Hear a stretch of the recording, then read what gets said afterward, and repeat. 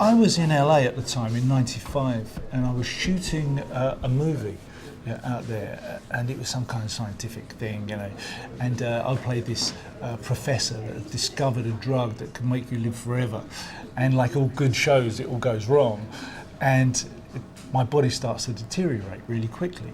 So one day I go into work and they put on this bald cap, and from the back of my head, underneath this bald cap, I could see this huge lump that I hadn't noticed before. It looks something similar to Ayers Rock. And so I came home and I was sent straight for an MRI, and they discovered 2 brain tumours. They discovered one directly underneath the lump that I'd seen, underneath the bone where it was protecting itself, and then the second one that was right in the centre of the brain.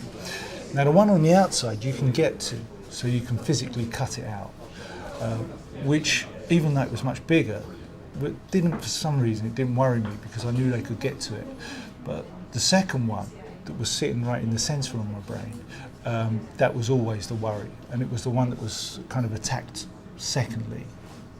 And I mean, the worry is, obviously, if you operate to get to that, then there's going to be a load of excess damage around the good tissue as well, while you go through the middle of the brain to get to it.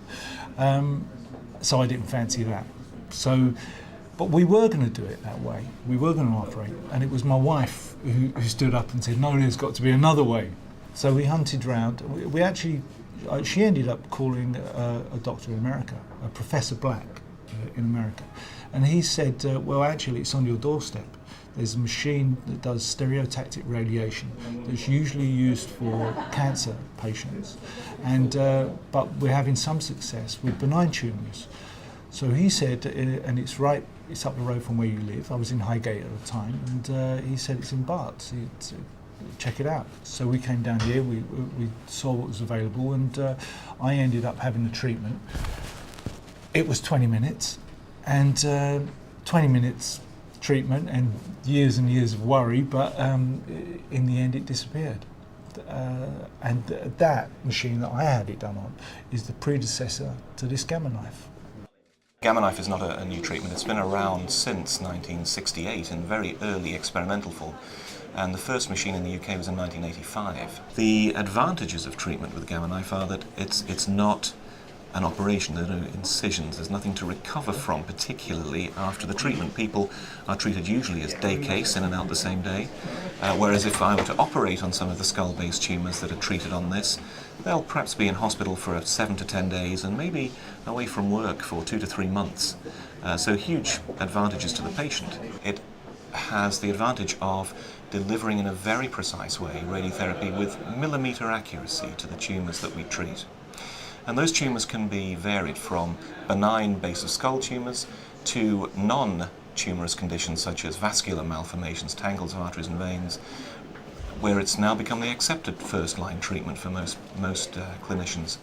I've spent a lot of time over the last few years going around to different hospitals around the country, putting myself up as a kind of example, really, that you can come through it, that everything isn't the end of the world when you're told you have benign tumours. Even cancer tumours that can be attacked with machines like this. But when you're in the middle of that situation, when you've just been told you've got it, it's hard to see any light at the end of any tunnel. You're just in a really bad space in your life. So I kind of put myself up as an example, really, just to say you can come through it. The private-public partnership, I think, is very important. It's allowed this machine to be installed here and to be used here, which wouldn't have happened otherwise, I think, with public money alone. There's a significant contribution from HCA International to buy the equipment, and Barts and the London have paid for the building works to put it in. And the patients are coming through the NHS almost exclusively. About 85%, I guess, of our work is NHS. So by the private sector putting the money in, we're able to treat the NHS patients in a very rapid way with state-of-the-art technology. It was nice to move on for me after the brain tumour, because it's a kind of funny thing that goes with it, because for me, being kind of well known, my picture in the paper always had a little tagline underneath that said Martin Kemp, brain tumour. And so it was nice for me to move on after that, because then it became Martin Kemp EastEnders, or Martin Kemp Spandau Ballet, or The Craze, or whatever you wanted to go. But for a long time it said Martin Kemp, brain tumour.